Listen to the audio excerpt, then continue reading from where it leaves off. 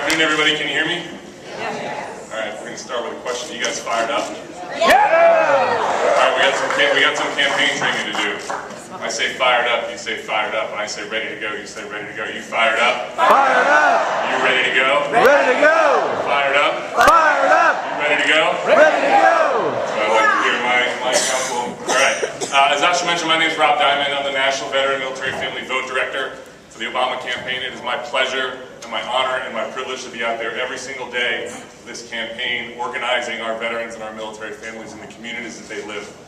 We're out there working person to person, neighbor to neighbor, volunteer to volunteer, building the grassroots organization that this president wants and that you guys can be incredibly proud of.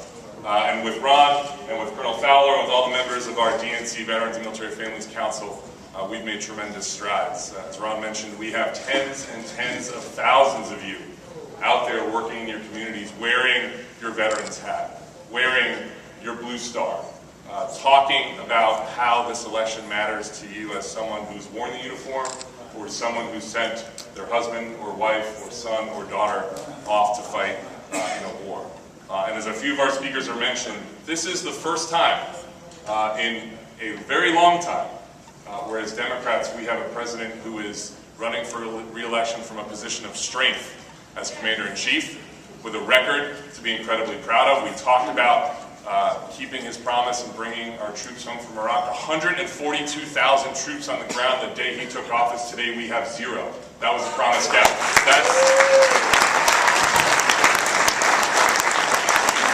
That's what change looks like. This is a president who was called naive in a debate with Senator McCain when he said if I had intelligence to go after Osama bin Laden, I would. And the president did. And Osama bin Laden today does not inherit.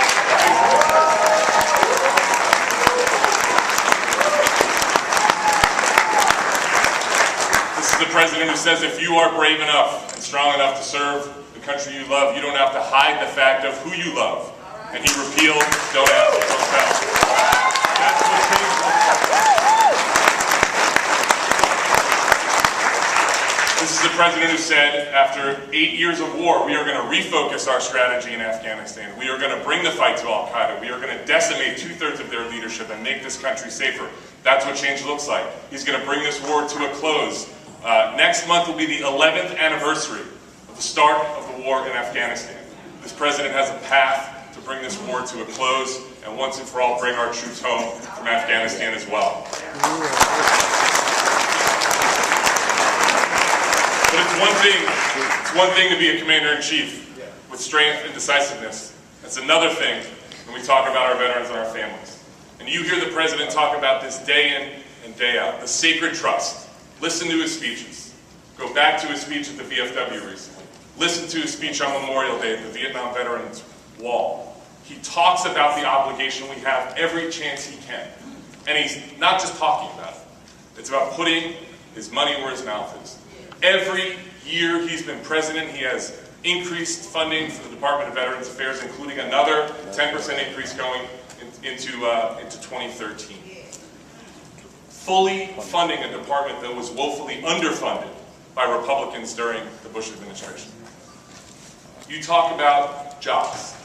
This president has been laser focused, not just on putting this country back to work, but putting our veterans and our families back to work. Excuse me. The chairwoman mentioned the tax credits. The president has proposed a Veterans Jobs Corps, putting our veterans back as cops and firefighters, working in communities, rebuilding here at home instead of rebuilding cities abroad. The president and the First Lady just traveled to Mayport, Florida last week. I hope you saw this. Under the Joining Forces Initiative, which is a wonderful initiative, spearheaded by the First Lady and Dr. Biden, herself a military mom, to put our veterans and their spouses back to work. They pledged 100,000 jobs by the end of 2013. On Friday, we announced we already hired 125,000 veterans and their families 1 year early. 1 year early. And we're not stopping there. The First Lady talked about doubling down on that initiative. 250,000 additional jobs by 2013. 2,100 companies all around the nation stepping up to hire our veterans and our service members because we're talking about it, okay? We're not hiding it. That's what the difference is in this election. You have to remember this is a choice. You have to get out there and talk to folks and remind them that elections are choices. We have an opponent who pays lip service. There's no ifs, ands about it. Pays lip service to this community. He has a website where he has a 59-page job plan. It doesn't mention the word veteran one time. Once. Look at it. Search for the word. It's not in there. 3.5 million veterans coming home, 10 years of war, an unemployment rate that's higher than the national average, and he can't find the time to talk about putting our veterans back to work. That's a choice. Okay? He's got 23 policy areas listed on his website. Not one of them is veterans. At a time when we need health care, when we need jobs, when we need educational benefits for our troops coming home, and we have 87,000 men and women on the ground in Afghanistan still. It's not a policy area on his website. Okay? He gave a speech at the VFW, a 3,423-word speech, mentioned the word veterans 7 times in front of the VFW. He decided to attack the president on national security instead. Talk about Russia being our #1 geopolitical foe. Okay? Talk about saber rattling with Iran. The guts to talk about going to another war instead of talking about the one we have right now. This is the choice for us, for our community. That's why we're out there working every day. Okay? 64 days left. We are out there every day doing the day-to-day campaign work that we need you to do. That means phone banking. That means knocking on doors. That means talking to your neighbors. That means paying a visit to the VFW Hall, to the American Legion Post, to the DAV, hosting a house party, bringing your friends over, talking about these issues. That's our campaign. We don't have another strategy. Look around. This is it.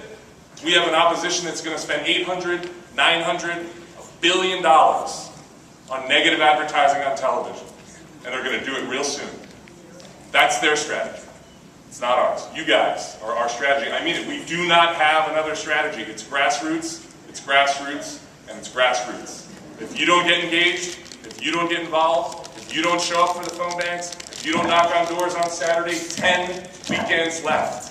10. If you're not doing it, no one's doing it. So contact your neighborhood team. We're organizing in these neighborhood team structures. There's thousands of them across the country. You can go online, BarackObama.com, put your zip code in. It will tell you instantly who your team leader is. Get in touch with them. Find out when the next phone bank is. Find out when the campus is. If you don't live in a battleground state, I guarantee you there's a carpool or a bus leaving on Saturday morning from somewhere near you to go knock on doors in some of our incredibly important swing states, okay? This is an incredibly important time. I can't emphasize that enough.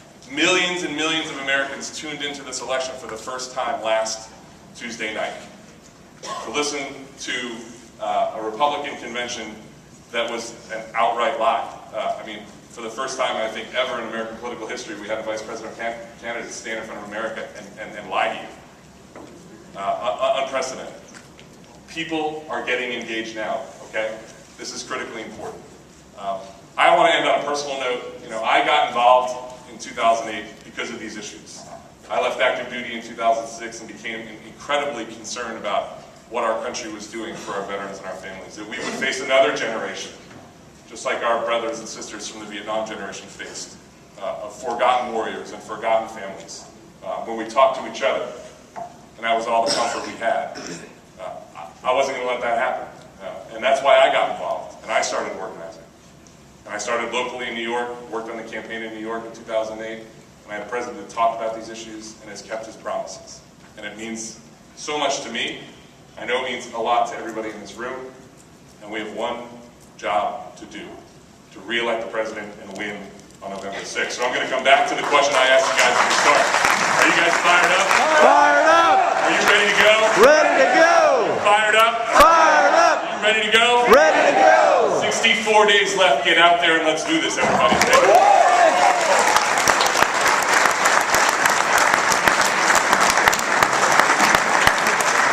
I think you can see from what you've heard from Rob Diamond, why all of you are here, and why Barack Obama is going to carry the military veterans vote this year.